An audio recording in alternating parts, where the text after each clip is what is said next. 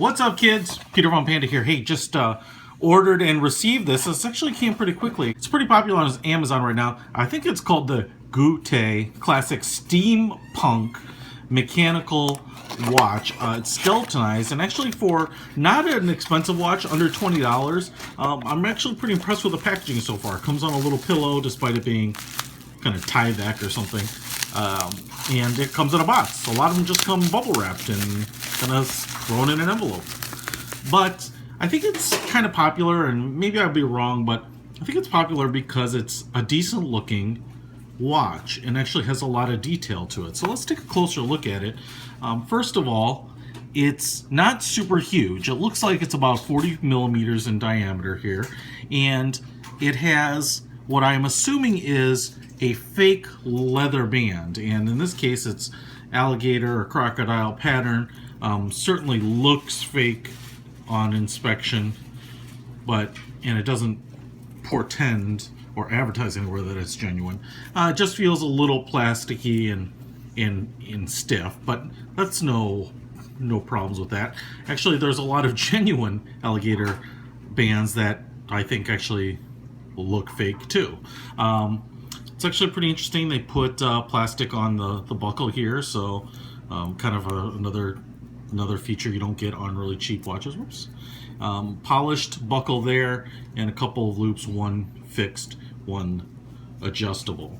The case is where this kind of gets interesting. It's a polished case, and the design of it kind of looks like a three-piece multi-stack design. It kind of looks like the middle portion of the case was machined out, and then you have two, a bottom and a top piece that are bolted on. I don't think they did that, but you can see here is that these cutouts go all the way through. So it doesn't go through the back here, but there are these cutouts here, these negative spaces that kind of make the case gear shaped, and there's a hole that goes all the way through. So you have this kind of outer ring here. What's interesting is that to do that kind of, in this case, it might be casted, but to do this kind of machine work isn't simple or cheap. So this amount of design and level of design in here is pretty interesting. Now, it's interesting too that the lugs attach primarily to the bottom here. And in fact, where they meet this negative space on the case, the lug is not actually touching kind of the center portion of the case. So structurally, there probably could be a little bit more meat here because only really the lower bottom portion of the lug is attached to the watch, but pretty clever design.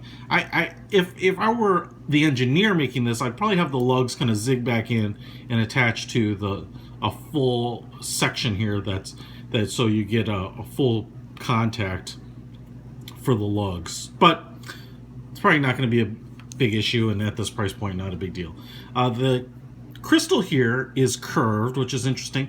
I didn't see in the description what kind it is, but I would just assume it's a hardened mineral or glass crystal at this price point. And then the other thing you can tell here is there's this outer chapter ring with the hour markers. I don't think anything's applied. I have a feeling it's just a pressed ring.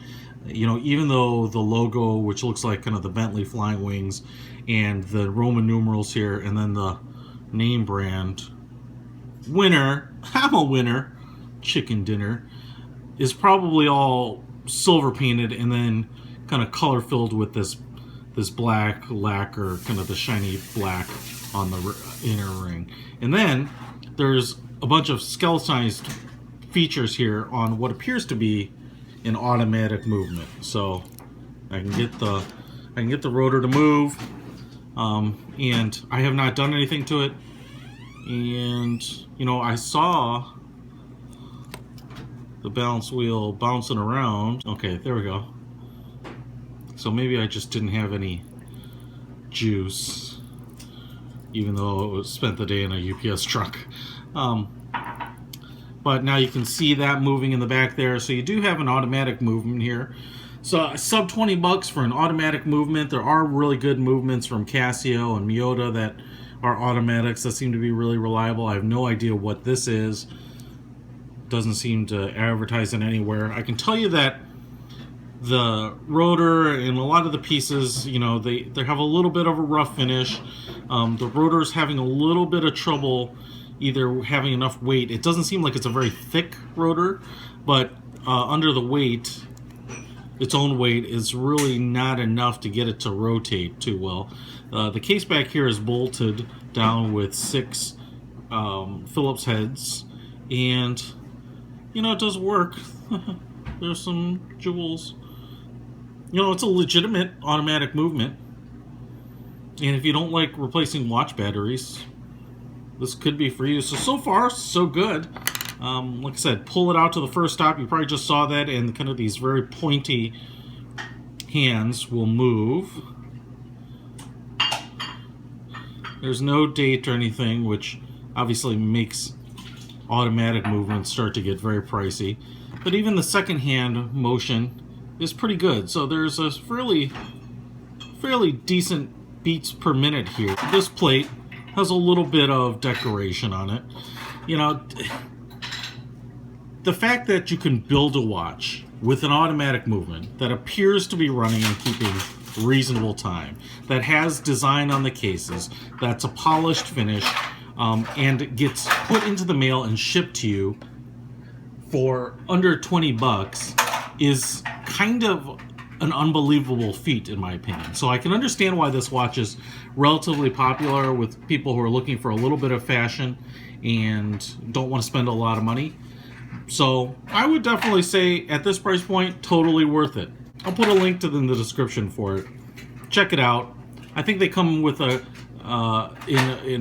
versions with different colored rings on it, so you can get something that fits your taste. But for a small auto, I like it. Peter von Panda for the Steampunk automatic watch. Out!